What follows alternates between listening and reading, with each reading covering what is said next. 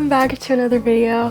I thought today we could do something a little bit more chill, just kind of like a cozy sit down, bookish catch up, because I've been working on a lot of vlogs. I have some fun ones coming out soon, but I thought it would be a good time to kind of check in and do a little reading wrap up for the first half of 2025. This is a little fun like tag and challenge that goes around every year towards the mid-year time, and it's just a very fun way I think to kind of reflect on the first half of the year reading wise, and also kind of set some goals, some TBRs, and look forward to the second half of the year for reading. I'm really excited to talk about some of the books I've read this year, some of my favorites, some of the ones I didn't love as much. I have a cup of tea here steeping my laptop for reference. I'm just going to talk about some books, go over how my year has been reading wise so far. So today that I'm filming this, it's July 1st, so I have pretty much exactly the first half of the year to kind of reflect on, and at this point in the year I have read exactly 40 books, which is so satisfying.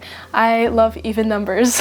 I think my official reading goal for the year is 52, so we're very much on track for that, but I think I also might be a little bit behind how much I had read last year towards the mid-year point, and I'm honestly okay with that. I feel like this year I've read some really great books, some 5 stars, some favorites, but also just kind of a lot of mediocre books, and so for the second half of the year I'm really wanting to focus more on quality over quantity, just trying to read books that maybe challenge me a little bit, that excite me, and I don't know, just a bit of a TBR refresh, putting less pressure on the numbers and just having fun. But it has been a really fun reading year. I feel like I've been reading some really good books. Definitely my pace has slowed down as the year has gone on because it's been a very busy year.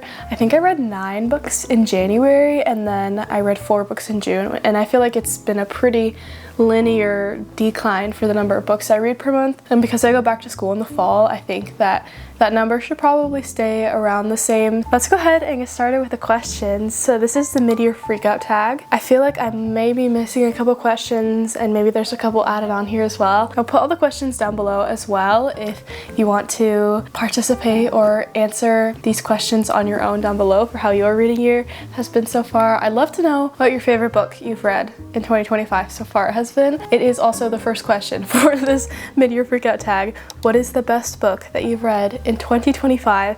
And I feel like some of the other questions I had a little bit of a harder time picking just one book, but not this question. This was the easiest question in this whole tag because I read one book this year that has become one of my favorite books of all time and just has really stuck with me. I read it in February and I can't stop thinking about it. That book is, of course, The Invisible Life of Addie LaRue by V.E. Schwab. Okay, it's interesting because this question is like, what's the best book that you've read this year? It's not, what's your favorite book that you've read this year? And I feel like those are kind of slightly different things. This is definitely a really good book. I would probably recommend it to everybody. I think just like the themes and some of the topics in here are very relatable to pretty much everybody, just themes about being a human basically. So I feel like it kind of makes sense to me why this book has had such a wide love, because it's the type of book that's for pretty much everybody. I think it's absolutely beautifully written. It's a very interesting story. It's compelling characters, some really nice themes. It's a fun book. It's very interesting, very immersive, very beautiful. I was not expecting to have such a deep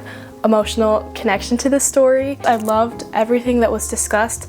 I loved the characters. I related to them so much. I loved the story. Everything about this was just, it felt very personal, and it's very like scary sometimes and very vulnerable when you read a book that just feels like it's part of you and that it was meant for you. That's the experience that I had with this book. It felt personal and felt just like the exact story that I needed to read. It felt like it was all these feelings and all these emotions that I had already been feeling but didn't really know how to put into words until I read them, put so beautifully and written so beautifully in this book.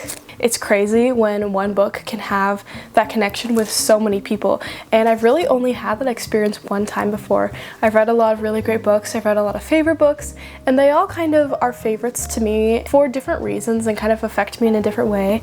The only book that has felt the way this one felt when I was reading it was The Song of Achilles, which I read a couple years ago, and that is still, I would say, probably my favorite book of all time. This was also one of those books that literally from the first page I was sucked in, and I knew that I was gonna love it. This is also the first V.E. Schwab book that I read this year. I read, I think, 7 of her books this year, and this is still, I think, my favorite of them.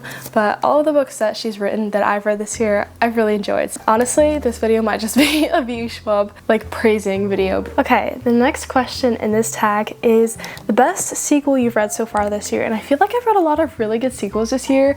I feel like a lot of my like favorite books of the year so far have been parts of series, but I think for this question I'm thinking of books where the sequel was actually better than the first one, or at least I enjoyed the sequel more than the first one.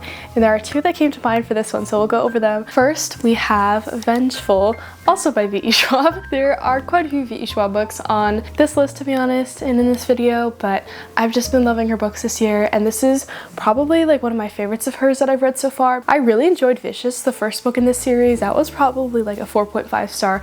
I had so much fun with it, and it was pretty action-packed. There were some pretty crazy things that happened in that book, but then you get to this book and it's just like utter chaos, and it was so much fun. I'm definitely usually more of like a slow book person, and this is absolutely not that. This is just like action and these crazy things happening, these crazy characters.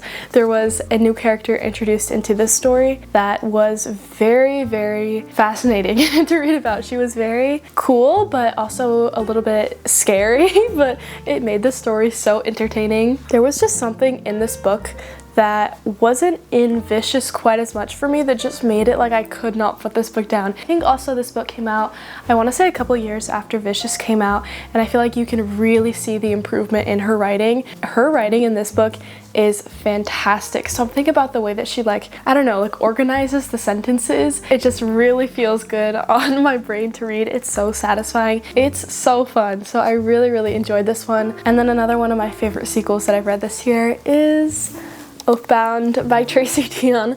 I've talked about this book a lot and my love for this series, but the reason that this really stood out to me as one of the best sequels that I read this year is because when I read Legendborn and Bloodmarked last year, I really, really enjoyed them. They were maybe almost a 5-star, not quite my favorite, but I loved them so much, and so I was very, very excited for this one to come out. But something about this book, I don't know what it was, it just made me completely obsessed with the story. But this one was just so good. I think also this book is a little bit slower than the other 2, and like I said, I do tend to prefer slower books, and I think the reason is because I really like to be connected to the characters in books that I read, especially in series. And I feel like when books are too action-packed, though they're very fun and they're very entertaining, there's not a lot of downtime to just kind of sit with the characters and get to know them and get to really, really understand them and connect with them. And I feel like that's what this book had that Legendborn and Bloodmarked didn't have. I've also seen some people say that as a little bit of like a critique of this book, that it was a little too slow towards the beginning, and I can definitely see that. The action really doesn't pick up till like halfway through the book, and even then it's not crazy action, it's just a lot of very entertaining scenes and reunions. But I loved this story so much. I love our main character Bree. I love all the characters, truly. Like some of my favorite characters I've read about in a really long time. And I don't know, something about this book, I was just having the most emotional reaction to every little thing. Like I feel like I was being teased the entire story with the tiniest little hints and sprinkles. I had so much fun reading this book. Like these 2 books are probably the books that I had the most fun reading this year. Sometimes you just need a book that is a lot of fun, and that was these 2 for me. I highly recommend both of these series. Question number 3 is a new release you haven't read yet, but you're super excited to read. And I actually went book shopping today. I picked up a book that came out, I think exactly a week ago. It's been one of my most anticipated releases of the year. I've just been working on finishing up another book so that I could start it, and I'm so excited about this one.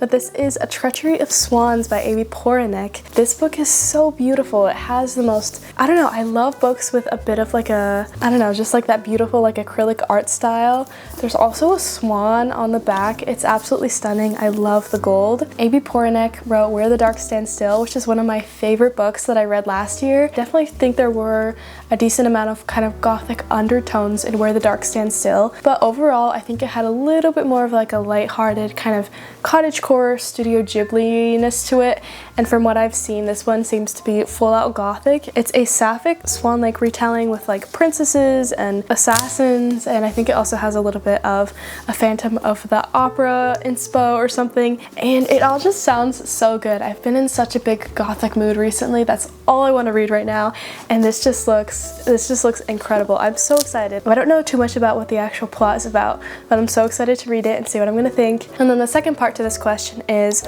what are my most anticipated releases for the second half of the year? There are definitely several, because I feel like a lot of my favorite authors are coming out with new books. First, we have Catabasis. I think that's how you pronounce it. I was saying Catabasis initially, but I think it's Catabasis. I've read Babel and Yellowface by R.F. Kuang, and I'm hoping to read The Poppy War soon. I think it would be fun to read that maybe before this one comes out. This one comes out at the end of August, and I'm so excited about it. I love R.F. Kuang's books. There's something in them that is just fascinating to read. I think she's such a talented author, but she's also so smart. Also, what I've noticed from, well, only the two books that I've read from her is that at least those two, Babel and Yellowface, are super different. Her writing was very different in each of them, and so I think authors who do that, who change up their writing and write lots of different kinds of stories, it's always really exciting when they come out with a new book because you never really know what to expect. I'm excited for this one though, because just premise-wise, it seems right up my alley and exactly like the type of books that I enjoy, because I believe it's dark academia. I think it has some sort of like mythology aspect to it. I'm not entirely sure.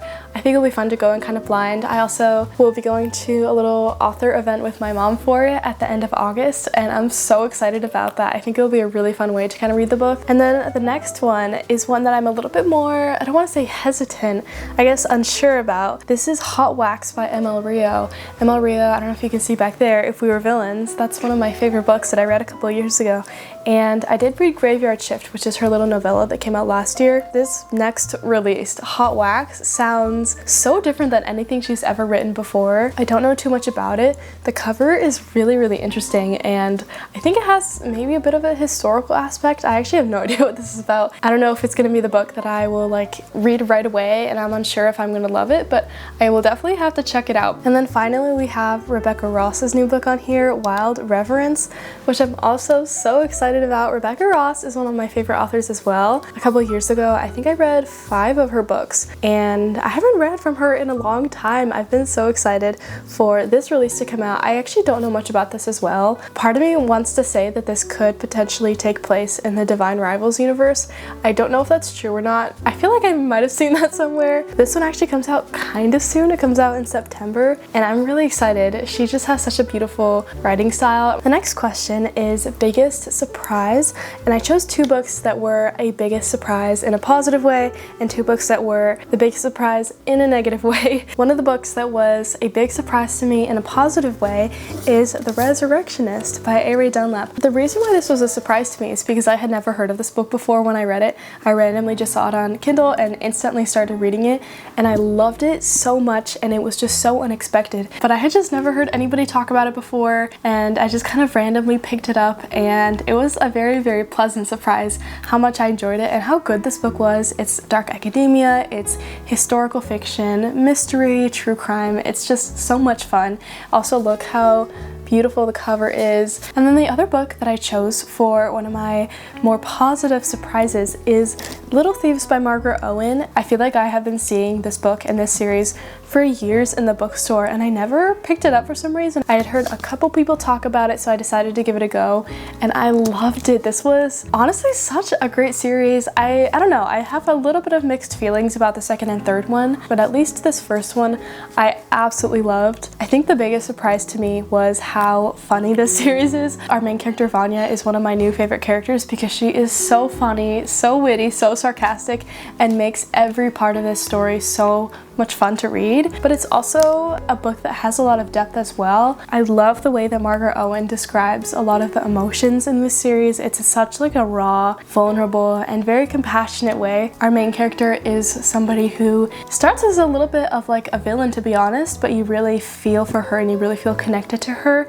and I think that's just a testament of how good the writing is in this story. I was not expecting this book to touch me so much. I was not expecting it to make me laugh so much, and I was not expecting to just overall enjoy it as much as I did. This series has 100% been one of the highlights of my year. And then as for my 2 negative surprises. The first one is North is the Night by Emily Rath, and the reason why this was a surprise to me is because this sounds like the type of book that I should have loved, because it's fantasy, but it's historical fantasy that's heavily based on folklore and mythology. This one specifically from Finland. It's also a very wintry story, so all of those things sound like they should be a book that I really enjoy. There were just certain moments, I guess, and certain scenes in this book that just made me feel so uncomfortable. Things that I didn't like, things that I didn't understand. The story itself, I feel like it has a decent premise, but the execution was not great. I feel like I also didn't even get as much of the Finnish folklore that I wanted, and overall it was just very disappointing, and probably I would say my least favorite book of the year. I think I gave it like a 2 stars,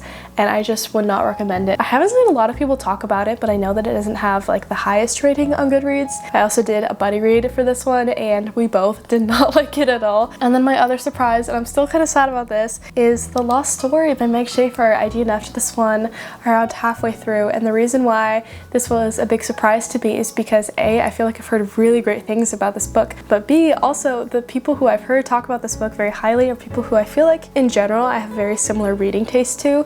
So I was very confident walking into this book that I was gonna really enjoy it, and I do honestly really understand why a lot of people like it, and the themes and whatnot should be something that I really enjoy. The reason why I did not like this book and why I DNF'd it was because of the writing. I just don't think Meg Schaefer's writing is for me. I don't necessarily think that she's a bad author by any means. There were certain parts of her writing that I thought were really beautiful and very like magical, but the way that she developed her characters and the dialogue, I just couldn't handle it. I realized that one of my pet peeves is when every character talks the same. I don't know, it's just so like unrealistic. This book showed me that a lot of the books that I'm used to reading are for the most part really well written books. I also really wanted to pick up Meg Schaefer's other book. I don't think I'll be doing that now. The next question is, what is your favorite author, debut, and new to you? And I picked 2 authors, one that is not new to me and one that is new to me, and the first one is of course V.E. Schwab. Like I said, I read 7 of her books this year. I pretty much liked every single one. There was one I didn't love as much, but the other ones I really loved. My favorite is probably still Addie LaRue. My second favorite is probably Bury Our Bones, Vengeful, Vicious, A Darker Shade of Magic, and A Gathering of Shadows. That's probably my V.E. Schwab ranking so far. The author that is not new to me, but I also kind of wanted to highlight as well, is T. Kingfisher, which I've read a lot of her books and I've really enjoyed all of them, but the reason why she stood out to me this year is because she has a couple different kinds of stories, I feel like, and I think when I started out reading her books, I was reading a lot of her more dark gothic horror stories, but this year I've read 2 of her like kind of cozy fantasy type stories, Sword Heart and Paladin's Grace, and I just loved them. Honestly, another highlight of my year. They were so heartwarming and sweet and cozy, and I think her writing really shines both in that gothic horror way but also in a cozy fantasy way. Next question is a book that made you cry, and I picked 2 for this one. I feel like I definitely do cry for books. Like I have had certain books that have just made me completely bawl my eyes out, and I feel like that hasn't happened this year, but there are 2 books that I specifically remember tearing up to, and the first one is of course Crooked Kingdom by Leigh Bardugo. There is one very notable moment towards the end that I actually did know. I don't remember how I got it spoiled, but I did know that it was going to happen. I think I saw it in some like Pinterest art or something, so I knew it was coming, but it was still so sad to read. I don't think I am as like emotionally attached to these characters in this story as I know a lot of other people are, but I really did love this duology, and I think I enjoyed this one maybe more than Six of Crows. I do hold a very special place in my heart for this series because it's so good. And then the other book that made me cry might come as a little bit of a shock because you wouldn't think it based off of the cover, but that is Green Teeth by Molly O'Neill. This is a cozy fantasy story. Why did this one make me cry? I don't really know, but there is a scene, I want to say like towards the last third of the book. Well, there's kind of 2 things that happen. There's one thing that happens in the story that really isn't that sad. I guess I was just emotional that day. But then we learned something about the main character that for some reason was just really heartbreaking to read about. I don't know, it was written not in like a shocking sad way, just in like an old, not really healed over type of grief, and sometimes to me that feels even sadder to read about.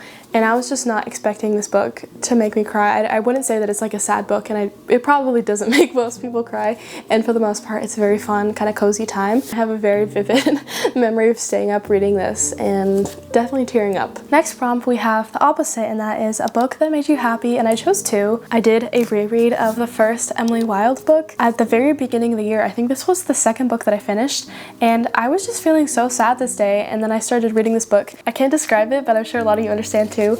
When you start reading a story and you instantly just feel so like comforted and safe. It was a reread, so I knew the story, I knew that I loved it, but instantly when I started it, I just felt so like hugged, I guess you could say. It made me feel safe, it made me feel cozy, and I had to mention it because this is one of my favorite series of all time, and I just had so much fun doing a reread for this. It made me so happy. It really filled my heart reading this. And then the other book that made me happy, I kind of already mentioned as well, but that is Sword Heart by T. Kingfisher.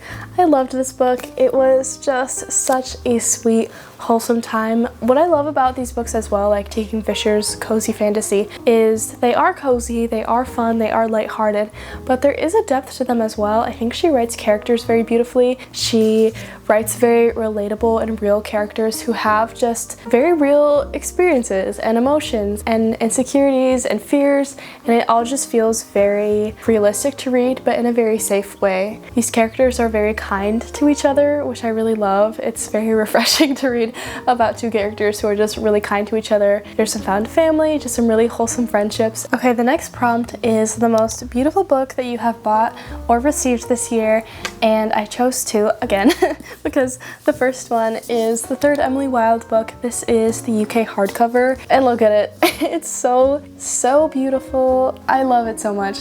I really love all the covers in the series, both the US ones and the UK ones, but I think this is my favorite of the UK ones because it's pink and because it's green, my two favorite colors. It's like the most perfect book cover for this series. And then the other book that I think is really beautiful is The Night in the Moth by Rachel Gaelig. This is the Barnes & Noble edition, and I don't know, something about the blue foiling I think is so beautiful. I love the artwork. I love all the little moth details. Obviously the edges are also really unique and cool. Okay, the next prompt is what books do you need to read by the end of the year? There are so many books that I want to read by the end of the year, and I'm actually planning on doing a little bit of a TBR switch up as far as like my yearly 2025 TBR, but I picked 4 that I have to get to by the end of the year. First, we have Mexican Gothic by Silvia Moreno Garcia, one of the more iconic Gothic and kind of mystery books in the past couple of years. I've only heard good things about it. I know that when T. Kingfisher wrote What Moves the Dead, she was actually really inspired by this one. I think it has a bit of like a fungus horror to it, a little bit of a historical horror,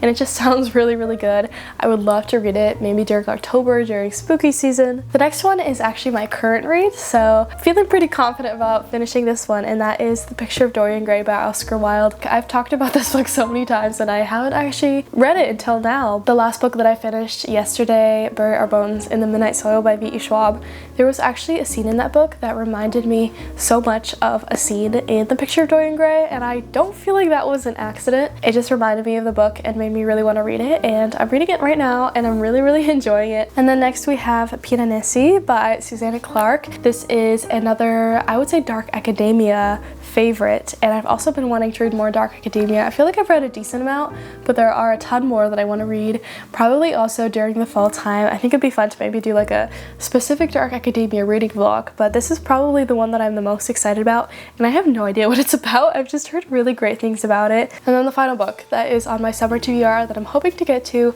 very soon is The Poppy War by R.F. Kuang. Again, I think I would like to maybe set a little goal to read this before Catabasis comes out. I just need to see what it's about. I haven't read a high fantasy series in a while, so I'm excited about this one too. And then the next question is how many 5-star reads you have this year. I've had a lot of like 4.5, almost 5-star reads, but I feel like if I'm being very honest and realistic, there are probably 4 books that have really stuck out with me this year. The first is obviously The Invisible Life of Addie LaRue. That's like a 6-star read for me. I loved it so much. Oathbound was also a 5-star read because it just made me really fall in love with the series, and I genuinely had so much fun reading it. It was so good. Emily Wilde's Compendium of Lost Tales is also one of my 5-star reads because that's just one of my favorite series, and even though it wasn't my favorite book in the series, that world and those characters just mean so much to me, and I couldn't not give this book 5 stars, to be honest. And then the final 5 stars is actually my most recent read, and I finished it yesterday, and that is Bare Bones in the Midnight Soil by V.E. Schwab. I don't think it's like a 6-star read. It's not quite on the same level like emotionally as Addie LaRue, but I loved it. It was so good. I enjoyed every second of it, and it was the most immersive reading experience I've had, honestly, probably since reading Addie LaRue. I definitely would like to get some more 5 stars for the second half of the year. I'm feeling pretty good about that. I'm really excited about the books that are on my TBR. The next question is, what books do I want to reread this year? And there are 2 books that I would really like to reread this year. The first one is A River Enchanted by Rebecca Ross. I read this book I think in 2023 and I loved it. I loved the series. It's one of my favorite little fantasy duologies. It's another one of those historical fantasy kind of folktale stories. I would love to do a reread of this year. And then the other book that I really want to reread is The Starless Sea by Erin Morgenstern. I read this in December last year and I loved it so much, but I feel like this is the type of book that in order to fully understand, you have to read it more than once. I actually took a lot of notes when I was reading this book because I was just trying to understand how everything connected and what was even happening. When I finished this book, I instantly wanted to reread it because this is the type of book that you're pretty confused for most of the story and you're kind of learning all these different pieces of information, trying to connect them, and it isn't until you get to the end of the book that things kind of start making sense. And so I feel like for this specific kind of story, I really want to reread it and see if I can pick out more of like the little Easter eggs and the foreshadowing. And then the last question is 5-star predictions for the rest of the year. First we have Mexican Gothic, The Picture of Dorian Gray, Piranesi, The Poppy War, Catabasis. I do have authors that I really love coming out with new books, so I feel like those very much could be a 5-star, but I feel like these are the types of books that I've been really wanting to read recently, that have been really impressing me the most and kind of connecting with me the most recently, so they probably have the best chance of being a 5-star. Okay, and then I thought we could end off this mid-year book tag with a last, now, and next. So the last book that I finished, my current read, and what I'm planning on reading next. So the last book that I finished literally yesterday, and that is Bare Bones in the Midnight Soil, which I loved so much. And my main takeaway from the story is that now I need to read all the vampire books I can get, all the gothic books I can get, all the dark academia books. This book was so good. I had the best time with it, and it really kind of showed me the themes and the types of things that I love and made me really excited to read more kind of vampire stories. I've never really been into vampires before, but this book, I loved the vampires in here, and now I want to read all of the vampire classics. My current read, I also mentioned, is The Picture of Dorian Gray. I am on page 34, which is not a lot, but it's a fairly short book. I started this book years ago and I started like very heavily annotating it, but I've decided to just kind of read it through. I was not getting through it with annotating. It was taking me like 10 minutes per page, so I'm just gonna read it, but I'm loving this book as well so much. It's very easy to read. I think for a classic, I haven't read a lot of classics, but this is very easy to read. It's read like it honestly could have been written not too long ago. And then as for my next reads, A Treachery of Swans. This one I have just, like I said, been so excited about. And that is everything for my mid-year reading tag. I hope you enjoyed. I am still quite a bit sick, so that's why my voice is not anywhere near back to normal just yet, and hopefully it's not going out too much right now. But I had a lot of fun talking about all the books that I read for the first half of the year. I'm really excited about reading for the second half of the year. Let me know what you've been reading this year, what your favorite book is that you've read this year, maybe what your least favorite book is. And I think that's it from me. Thank you so much for watching, and I will see you in my next video very soon. Bye!